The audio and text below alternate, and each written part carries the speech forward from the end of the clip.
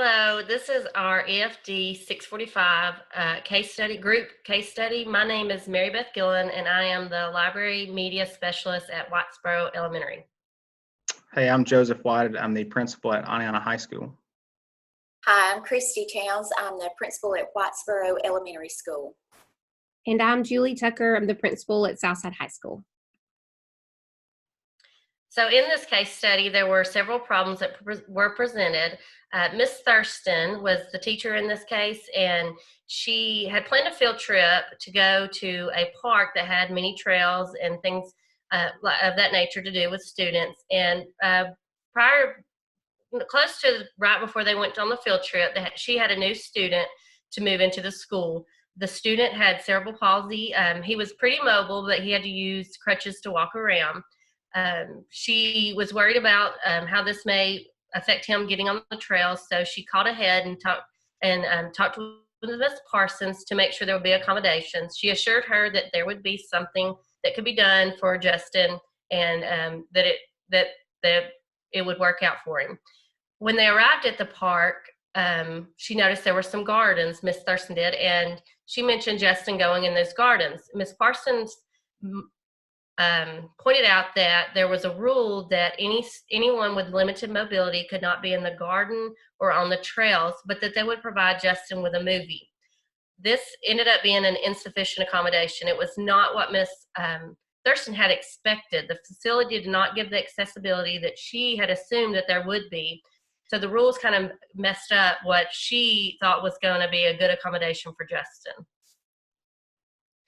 When you look at the different perspectives of the people involved in this, Justin, if you take in how he may feel, if he is having to watch a movie while everyone else is on a trail or in a garden, he could be ashamed, embarrassed, or upset, and feel like he's isolated. Ms. Parsons, she's kind of looking at this through the park's eye, and she doesn't really think that this situation is a big deal. You know, they've provided accommodations, so this should cover all the bases for them. And then Miss Thurston, she is probably pretty upset because she has called ahead of time to make sure that there was going to be accommodations, and the accommodations that she assumed were going to be in place were not there. So now she is worried that Justin is going to feel isolated or upset. With this situation, it would be easy for Miss Thurston, who had felt like she had done everything she could to plan for this field trip. Then when she gets there, realizes that there are no accommodations, it would be very easy for her to be very upset in the heat of the moment, and maybe even possibly say something she shouldn't say to the other teacher in front of students. It's very important for her to make sure that she controls her emotions, and tries to rein that in as much as possible. Because an educator, we all know, if you're a teacher, if you're an administrator, and you get wound up in the heat of the moment, the students are going to respond just like we do, and that's exactly what would happen in this situation. So it's always important to remember that. Teachable moments, I think there's two teachable moments here for both of these teachers. Even though Ms. Thurston felt like she had done everything she could, just like we do with students, we never need to assume anything. Always double check to make sure that there would be accommodations for a student that was in need. And again, with teachable moments here, I feel like one of the greatest things they could both learn from this is communication, making sure that they're communicating with each other, and that both parties have an understanding of what's going on and what they're looking for. All right, so what are some equitable outcomes now that we're here and dealing with this situation? One of the first things, think about if you're on a trail, that it was not talked about in the case study, but, is there possibly access to an ATV or possibly some type of trail cart that we could use to accommodate Justin on the hike with his students? Another thing you could look at doing is have these students review the film with Justin.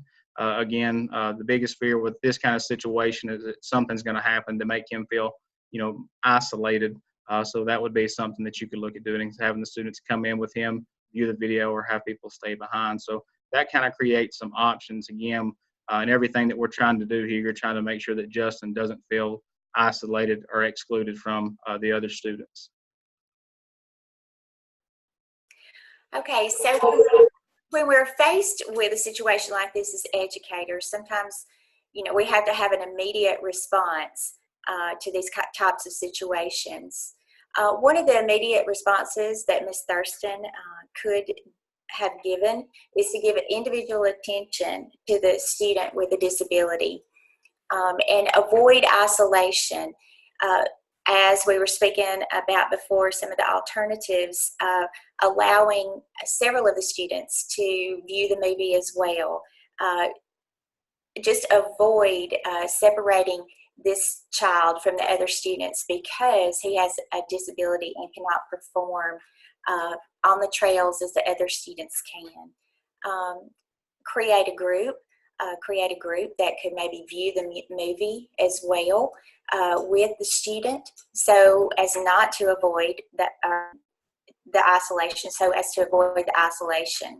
And as a teacher, just be honest and letting the student know, this is not what we were expecting, but we're going to make it okay. And for brainstorming longer term policy and practice adjustments, in other words, to avoid this ever happening again, even though Ms. Thurston felt like she had done the appropriate research, sometimes we have to be very, very thorough and ask more questions. What Ms. Thurston thought was an appropriate accommodation was not the same as Ms. Parsons was expecting. So we can't assume when we're planning for field trips and things like this that the person that we're communicating with understands our thoughts. We cannot assume anything. We have to be very explicit in describing the needs of the student and very explicit also in communicating our expectations for what the child should be able to do in this kind of atmosphere, on this field trip.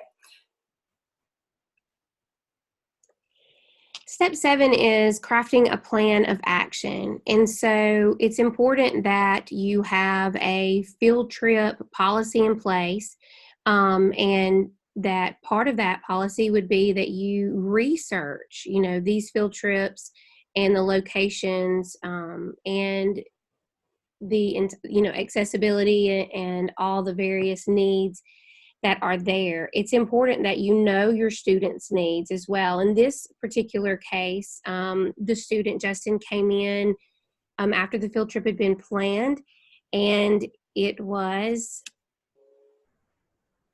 something that they didn't realize that the student was gonna, have those disabilities. And so when she called and she researched that, she thought that it was good. I think we always have to know our students' needs, communicate with the teachers, and make sure that we are providing the best experience for our students.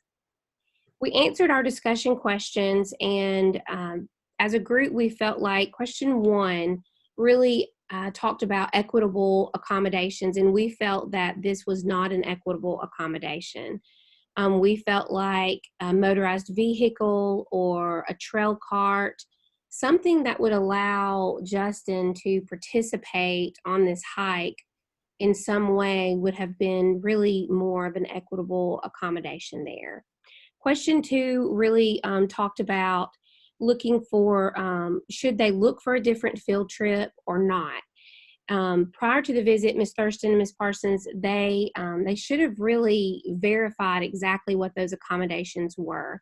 And if they would have known ahead of time that the accommodations would basically limit Justin and, potentially isolate him, I think it would have been fair for them to, choose a different field trip if there couldn't be something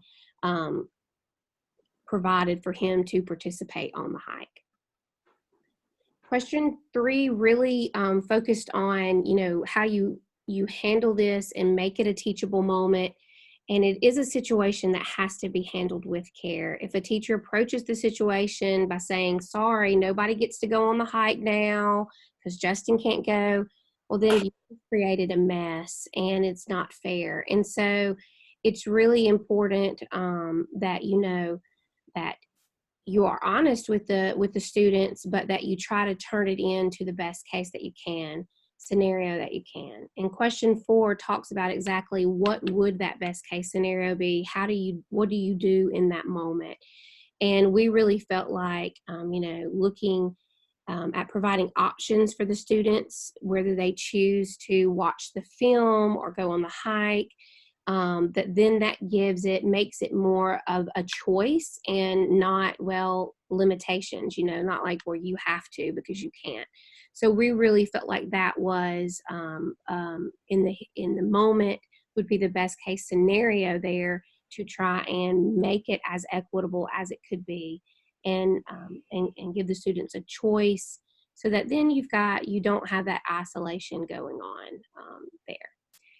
So this is our case analysis. Thank you.